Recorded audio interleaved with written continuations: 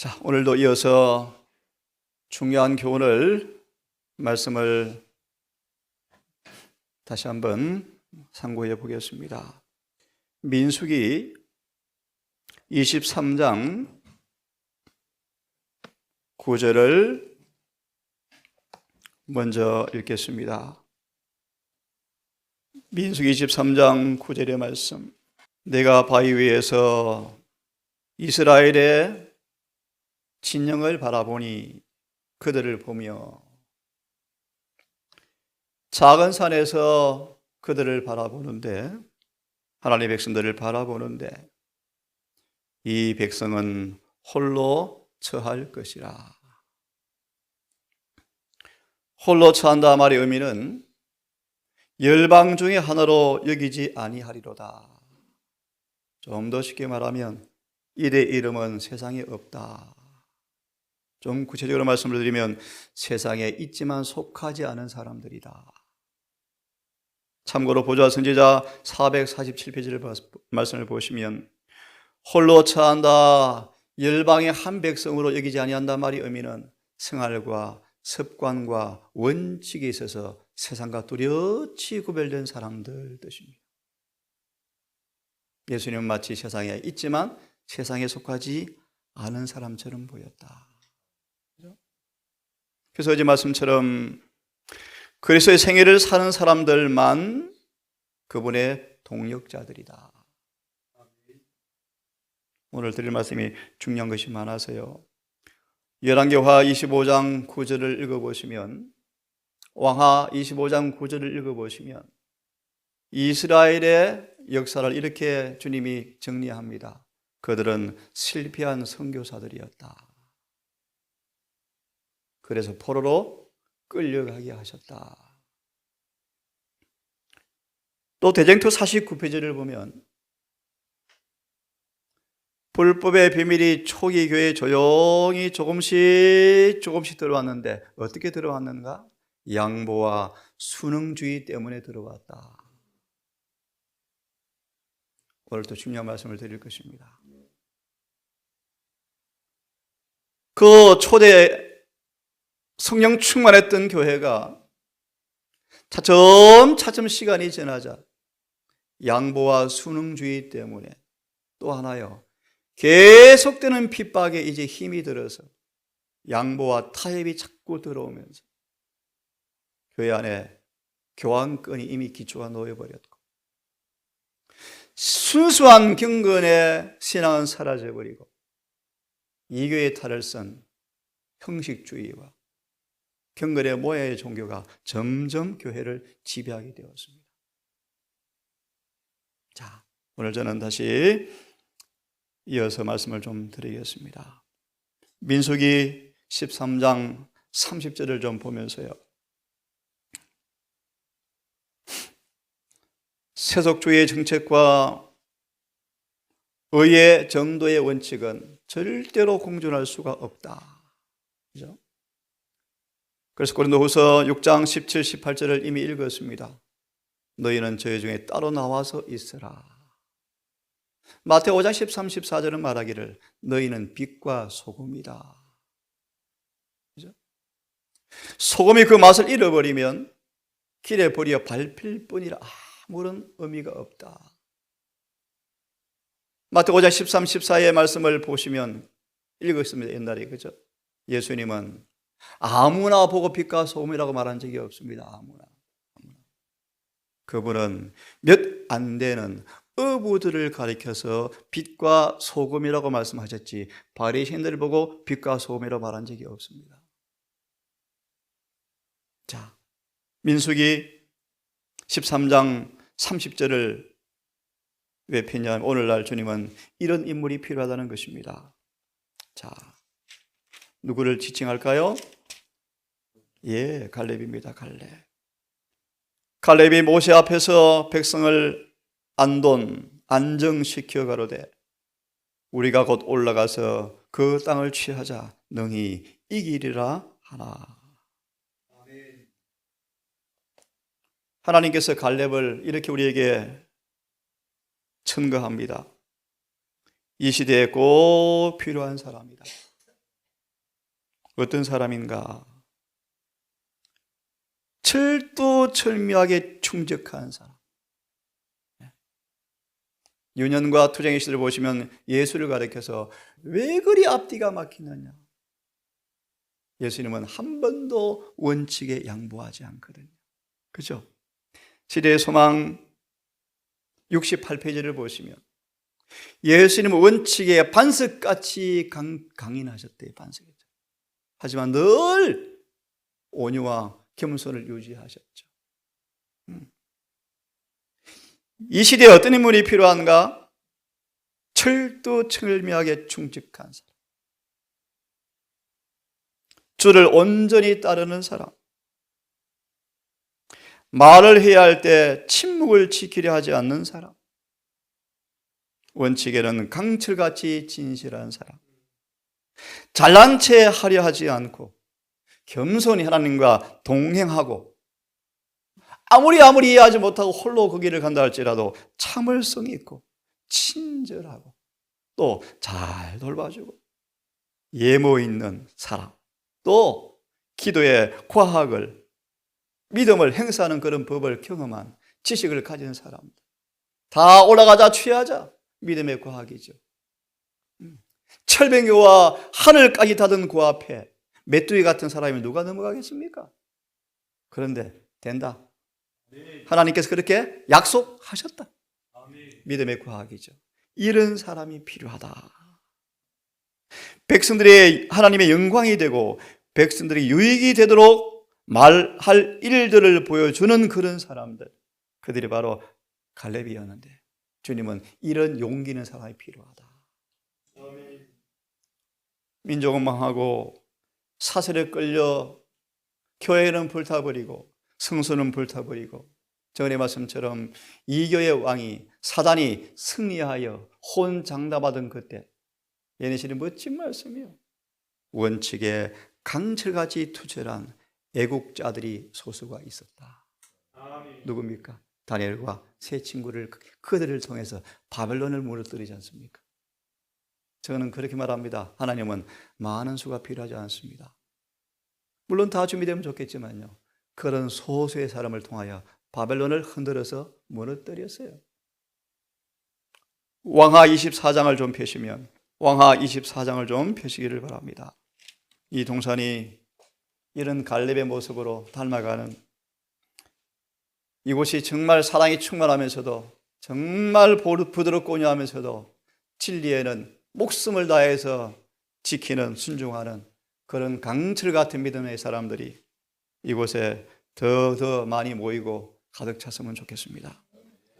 왕하 24장 10절과 16절을 인용한 말씀인데요, 10절을 보시면 그때 바벨론 느부갓네살 왕이 신복들이 예루살렘에 올라와서 그 성을 에워 쌌더라.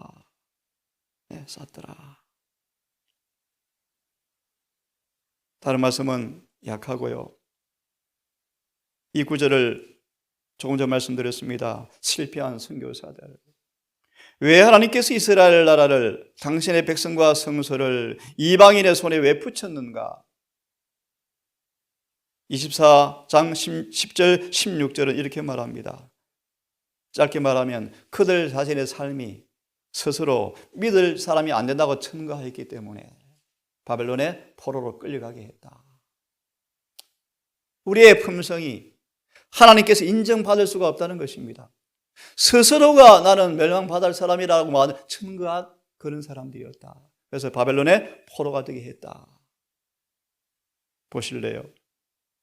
이스라엘 백성들은 하나님을 떠났기 때문에 바벨론으로 포로로 되어갔다. 그죠? 왜 그런가 들어보시겠습니까? 하나님을 욕되게 하는 열국의 생활 방식과 관습들을 따르지 않도록 그들을 지키기 위해서 주어진 원칙들을 그들은 더 이상 더 보존하지 않았기 때문이었다. 세상과 섞여버렸죠. 요셉이 애굽에 아빠와 형제들이 올 때 이야기했죠. 그가 애굽에 살아보니까 너무 무섭고 위험하거든요. 그들을 애굽에 불가피하게 기근 때문에 오지만, 여러분 형제들이시 아버지요, 바로가 개국 공신, 나라 살린 이 충성스러운 요셉의 언덕을 통하여 어떤 자리 하나 주려고 그러면 절대 허락하지 마시고, 저희들은 저기 땅을 주시면 양 키우겠습니다. 왜 그렇게 말했죠? 하나님은 소개합니다. 애굽 사람과 섞이지 않도록.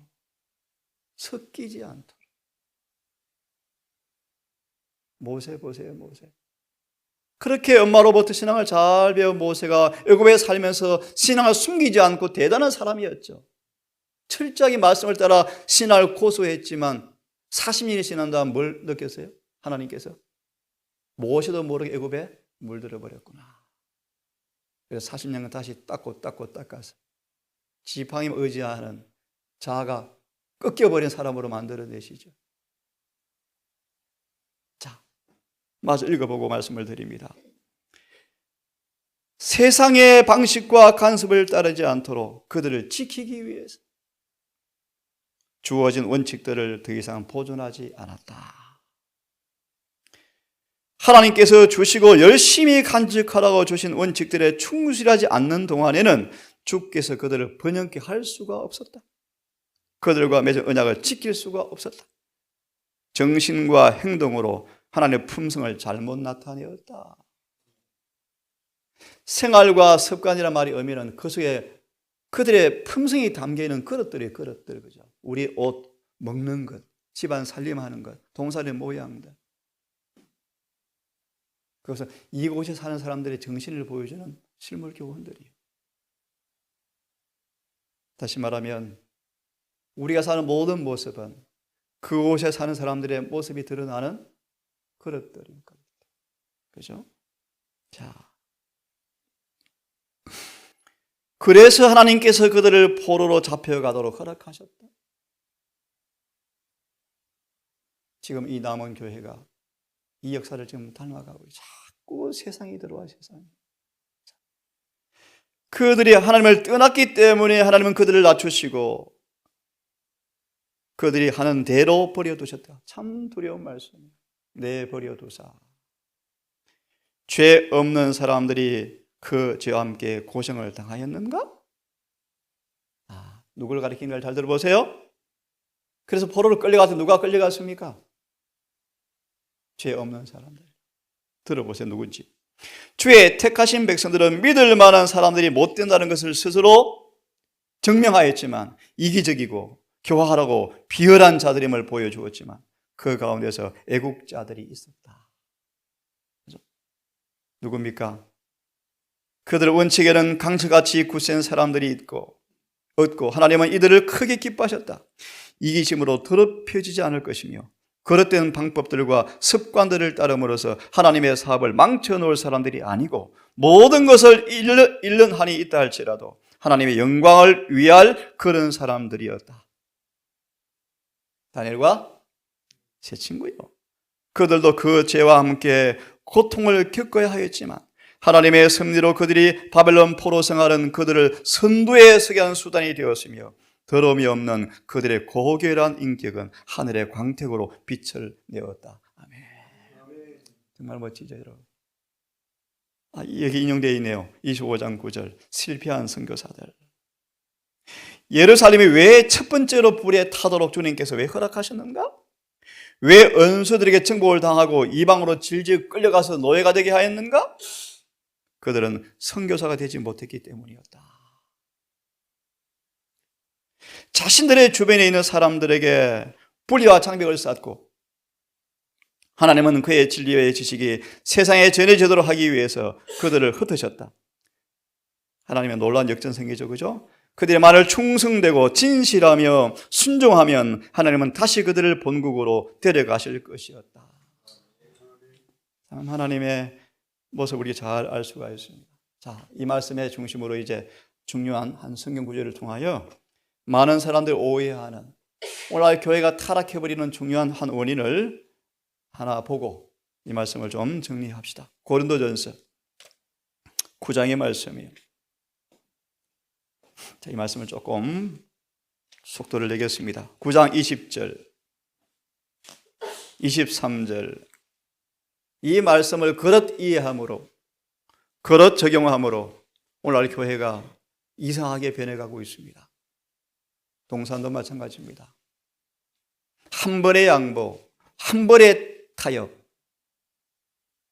이게 참 어려워요. 그죠? 어려워요. 저는 이게 뼈저리게 느끼는 사람이에요. 뼈저리. 너무 매 맞는 게 싫고 불려다니는 게 싫고 매일 핍박받는 게 싫어서 달콤한 사탕에 잠시 한번 타협했는데 여지없어요. 너 아까 타협했잖아. 왜 그래? 뼈저리게 느낀 경험이 있어요. 뼈저리게. 마치 누구처럼요? 제롬처럼 감옥에 갇혀서 순교를 당하는데 두려움이 임하니까 번복하잖아요.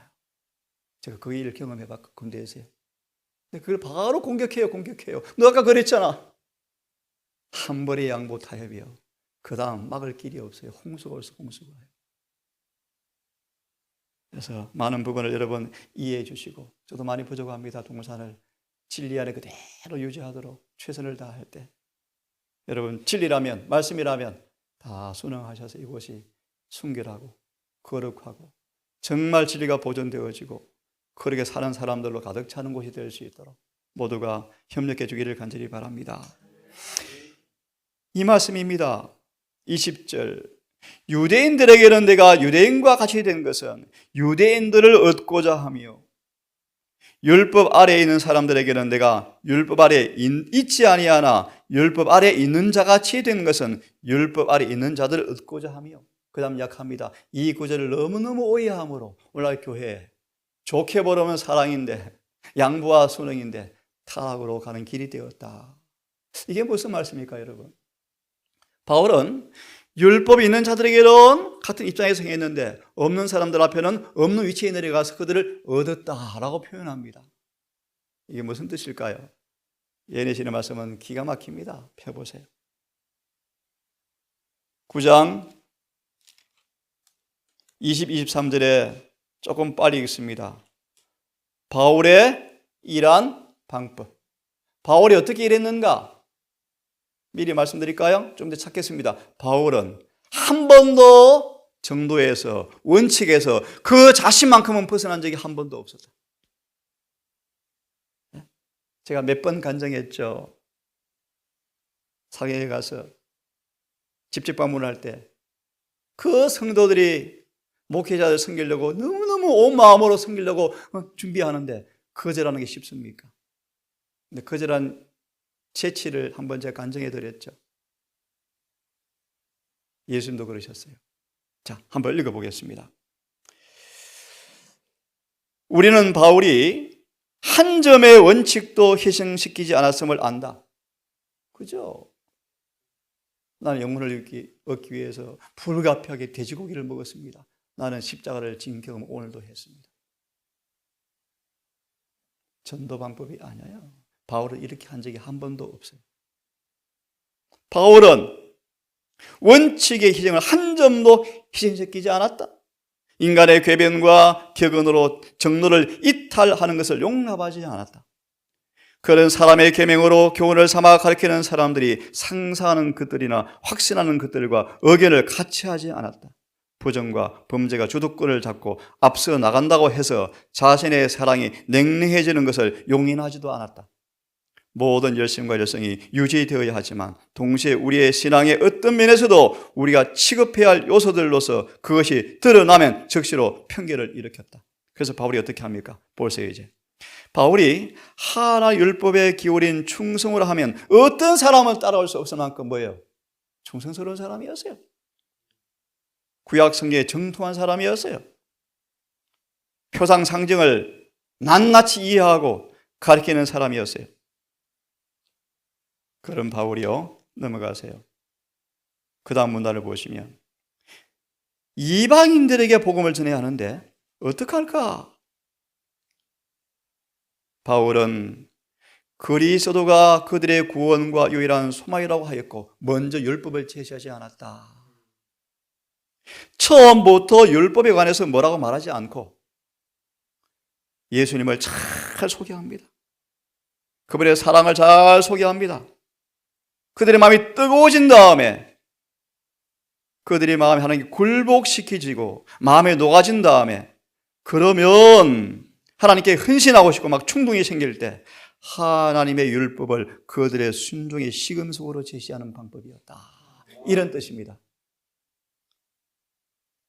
지식이 없는 그들에게 그분의 사랑을 잘 설명하고 복음을 잘 설명해서 예수님 너무 좋아 라고 마음이 막 끌려올 때 율법을 제시하는 방법으로 이방인을 전도했다, 그런 말이에요. 맞죠? 영혼들을 교회에 드리기 위해서 어느 정도 양보해 줘야 된다, 그런 방법이 아니라는 거예요, 여러분. 그 다음 보세요.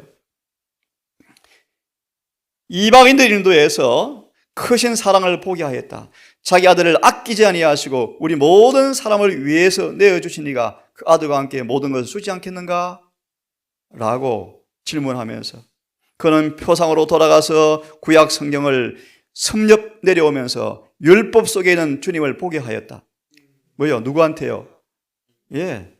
이렇게 해서 그는 그들을 주님께 회개하게 하고 율법으로 돌아오게 하였다. 그 다음에 읽어보. 이제 유대인들은 어떻게 합니까? 그들 율법을 자랑하잖아요. 율법을 자세하게 설명하여 자세하게 설명하면서 그 율법을 완전히 이루어 주시는 주님을 소개하는 방법으로 또 전도하신 거예요. 이게 바울이 일한 방법이었어요. 오늘 이 말씀이 오해되어지므로 교회 안에 뭐가 들어와요? 자, 또 한 말씀을 좀 보도록 하겠습니다. 사도행전, 얼른 두 말씀을 좀 봅시다. 199페이지를 펴세요. 아주 중요한 뼈아편 바울의 간증거리가 있습니다. 사도행전 199페이지를 먼저 보십시오. 199페이지 마지막 부분입니다.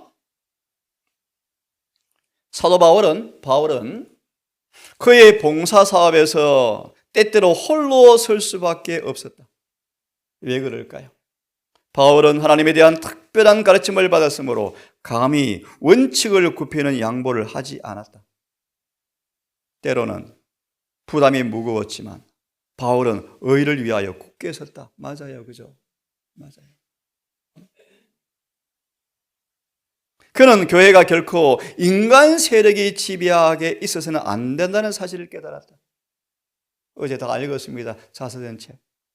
계시 가운데 대총회의 권력자들이 지배력으로 장악하려고 하는 정신을 내가 계시로 보았다.